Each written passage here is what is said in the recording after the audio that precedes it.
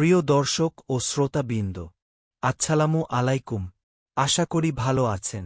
আমার আজকের এপিসোডে আপনারা জানবেন পলাশী ষড়যন্ত্র সম্পর্কে, অর্থাৎ ইংরেজদের সাথে নবাব সিরাজ উদ দৌলার বাহিনীর সেনাপতি বিশ্বাসঘাতক মীর জাফর আলী খানের গোপন চুক্তি ও পলাশীর যুদ্ধে নবাবী বাহিনীর শোচনীয় পরাজয়ের মাধ্যমে বাংলা তথা ভারতীয় উপমহাদেশে ব্রিটিশ শাসনের সূচনা সম্পর্কে। পুরো ঘটনা সম্পর্কে জানতে চ্যানেলটি সাবস্ক্রাইব করুন এবং ভিডিওটি না টেনে শেষ পর্যন্ত দেখুন।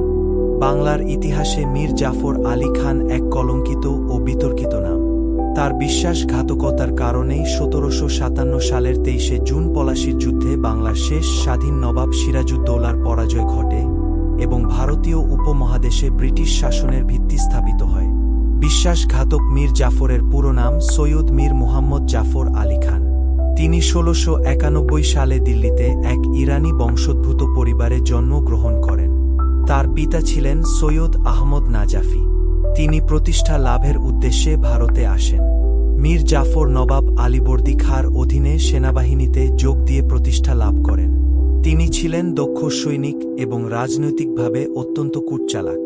মীর জাফর তার সামরিক দক্ষতার মাধ্যমে ধীরে ধীরে নবাবের দরবারে প্রভাবশালী হয়ে ওঠেন।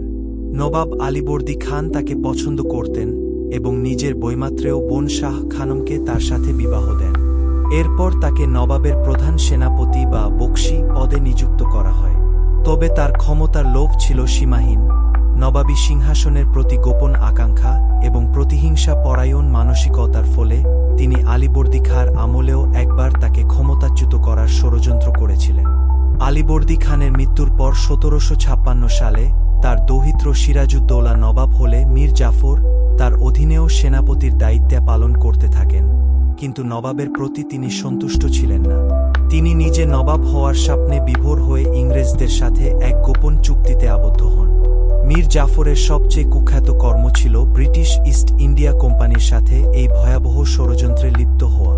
ব্রিটিশ কূটনীতিক রবার্ট ক্লাইভ এবং তার দোসর উমিচাদের মাধ্যমে মীর জাফরকে ষড়যন্ত্রে টানা হয়। ১৭৫৭ সালের ২৩শে জুন পলাশীর যুদ্ধের আগে মীর জাফর এবং ব্রিটিশ ইস্ট ইন্ডিয়া কোম্পানির মধ্যে যে গোপন চুক্তি হয়েছিল তা ইতিহাসে পলাশী ষড়যন্ত্র নামে পরিচিত। এই চুক্তির মাধ্যমেই মূলত বাংলার স্বাধীনতার সূর্য অস্তমিত হওয়ার পথ সুগম হয়। লর্ড ক্লাইভ এবং মীর জাফরের মধ্যে সম্পাদিত সেই বিশ্বাসঘাতকতার চুক্তির প্রধান শর্তগুলো ছিল: ১.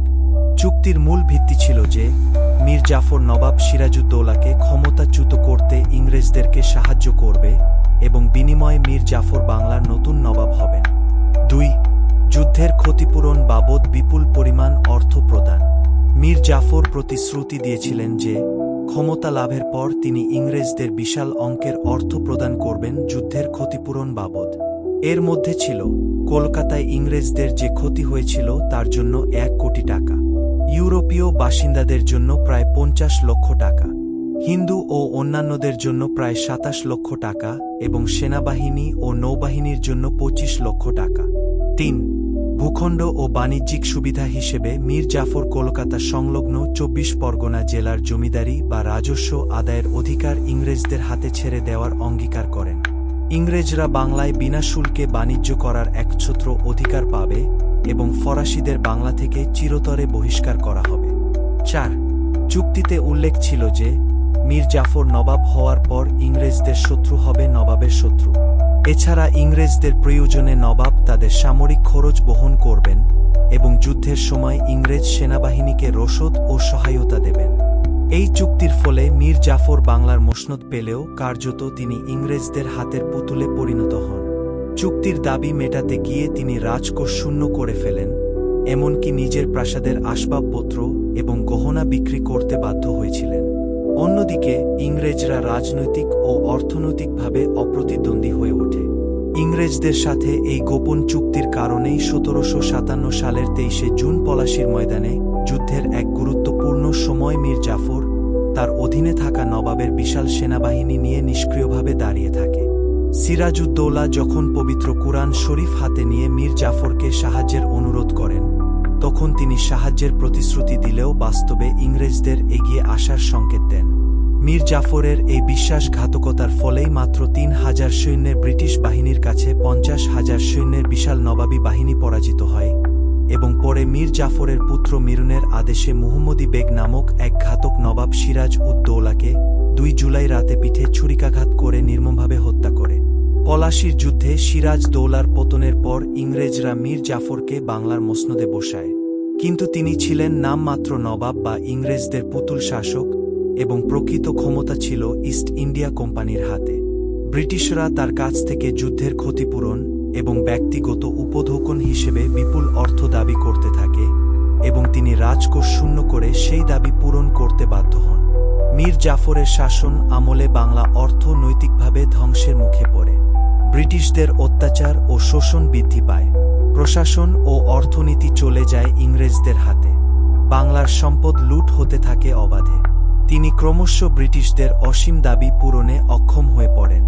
এই কারণে ১৭৬০ সালে ব্রিটিশরা মীর জাফরকে ক্ষমতাচ্যুত করে তার জামাতা মীর কাসিমকে নবাব বানায়, কিন্তু মীর কাসিম ছিলেন তুলনামূলকভাবে স্বাধীনচেতা এবং তিনি ব্রিটিশদের বিরুদ্ধে প্রতিরোধ গড়ে তোলার চেষ্টা করেন।